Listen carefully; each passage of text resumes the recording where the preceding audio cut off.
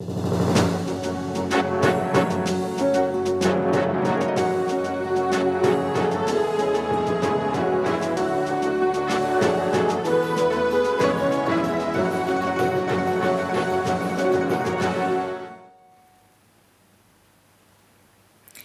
evening. We present the news summary.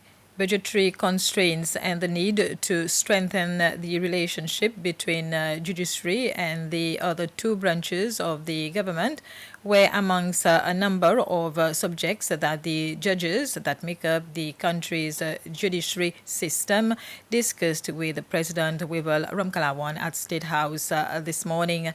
According to Chief Justice Ronnie Govindan, this is the first time that such a meeting was organized. He said that during the meeting, the judges discussed a variety of issues that are impacting their ability to do their work properly. To meet the president, to bring to the president's attention some of our concerns having to do with finance and protocol. And today we met him, we discussed freely, we put forward our positions. It was frank and full, and following that meeting we had some firm decision taken as to the way forward. So we expect that the representative of the Ministry of Finance and that of Foreign Affairs will carry forward the agenda and will have concrete steps. In those steps, at the end of the day, we will see the objectives fulfilled. The National Assembly has approved proposals to carry out changes to the citizenship law. It will be the first major changes to the law, which has been enforced for just over 30 years. Proposals put to the Assembly this morning by the Minister for Internal Affairs, Errol Fonseca, include abolishing a clause in the law that granted powers to the President to confer Seychellois citizenship to foreigners. Only the Citizenship Eligibility Committee will have the right to propose candidates for citizenship to the President. More importantly, the new legislation repeals the law that allowed investors to easily acquire citizenship. 3 members of the new political party, SNAP, attended a National Assembly session this morning. The party's vice chairperson, Cyril Lautsi, said it was an exercise to know the procedures of the Assembly. We saw it fit so that we can familiarize ourselves with the procedure of the Assembly, and also we've heard so much about the Assembly that people are complaining that they are not up to the standard of what it should be. So that's our main aim to visit the Assembly today. Today is the International Day for Volunteers. For the occasion, the Ministry of Local Government and Community Affairs presented tokens of appreciation to volunteers who form part of the District Emergency Brigade. The ceremony took place at the Berjaya Beauvallon Bay Hotel this morning. The United Nations theme for this year is the power of collective action if everyone did. The Minister for Local Government and Community Affairs, Rosemary Waro, said the theme resonates well with the spirit of the District Emergency Brigade.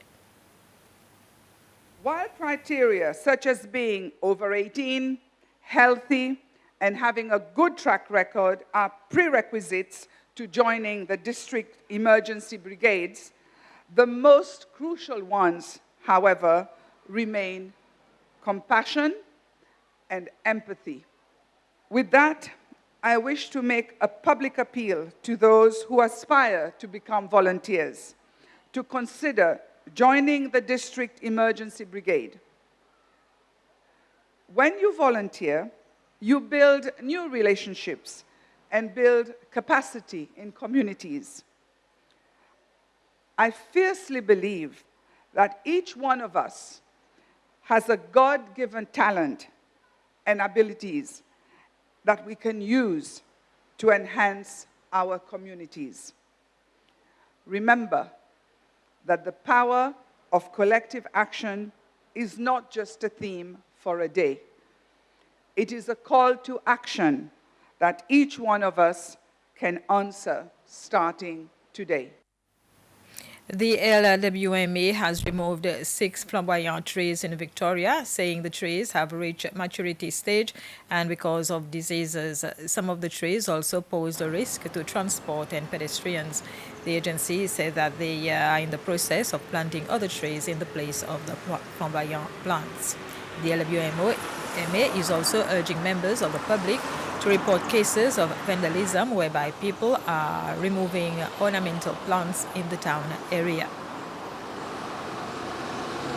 The assessment was conducted with the trees, and it was seen that our flamboyant tree, which the scientific name is Dilonix regia, is not doing well, and it has reached the maturity stage where it's been infested with diseases and other factors that are affecting the trees. So we've starting from 2011, the agencies has tried its best to keep the trees by spraying, working with the Ministry of Agriculture at that time to control the pest infestations. However, in 2014, this continues as well to mitigate some of the problems we are encountering with the infestations.